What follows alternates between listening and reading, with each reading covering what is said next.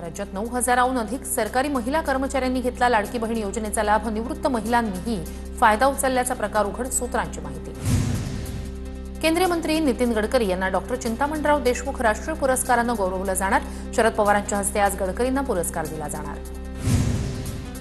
अजित पवारांच्या राष्ट्रवादीकडून आज डिनर डिप्लोमसी. आमदार आणि प्रमुख नेते उपस्थित राहणार. अजित पवारांच्या वाढदिवसानिमित्तानं बांद्र्यातील ताजलँड्स हॉटेलमध्ये नेते एकत्र येणार. कैलास गोरंट्याल यांचा भाजप प्रवेश पुढे ढकलला. 1 तारखेनंतर भाजप प्रवेश होणार असल्याची माहिती. तर काँग्रेसच्या सुरेश वरपुडकर यांचा आज भाजप प्रवेश होणार.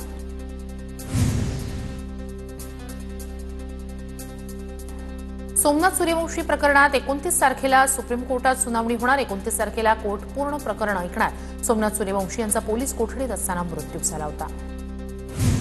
राज्य सरकार राज्यात ॲप आधारित प्रवासी सेवा सुरू करण्याच्या तयारीत. सरकारी ॲप आधारित प्रवासी वाहतूक सेवेला जय महाराष्ट्र, महाराईड, महागो यापैकी एक नाव दिलं जाणार. याविषयीची नियमावली अंतिम टप्प्यात. परिवहन मंत्री प्रताप सरनाईक यांची माहिती. राज्य सरकारी कर्मचाऱ्यांनी शासनाच्या धोरणांवर टीका केल्यास शिस्तभंगाची कारवाई होणार. सरकारी आणि निमसरकारी कर्मचाऱ्यांसाठी ही आचारसंहिता लागू. मुख्यमंत्री देवेंद्र फडणवीस यांनी या संदर्भात केली होती घोषणा. नागपूर पोलिसांच्या ऑपरेशन थंडर अंतर्गत शहरात गेल्या रात्री 700 जणांची ब्रेथ अॅनालायझर चाचणी. 25 जणांवर ड्रंक अँड ड्राईव्ह अंतर्गत गुन्हे दाखल.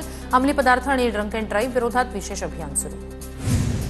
नागपुरातील बनावट शालार्थ आयडी घोटाळा प्रकरणाचा एसआयटीकडून तपास सुरू. राज्याचे विशेष पोलीस महासंचालक डॉक्टर मनोज कुमार शर्मा यांनी जारी केले आदेश. बोगस शिक्षक नियुक्तीची व्याप्ती राज्यात इतरही जिल्ह्यांमध्ये. मालेगाव शिक्षक भरती घोटाळा प्रकरण. 5 शिक्षकांवर गुन्हा दाखल. TV9 मराठीच्या बातमीनंतर शिक्षण विभागाकडून दखल. बनावट कागदपत्र तयार करून 13 शिक्षकांना 100% अनुदान मंजूर केल्याची माहिती.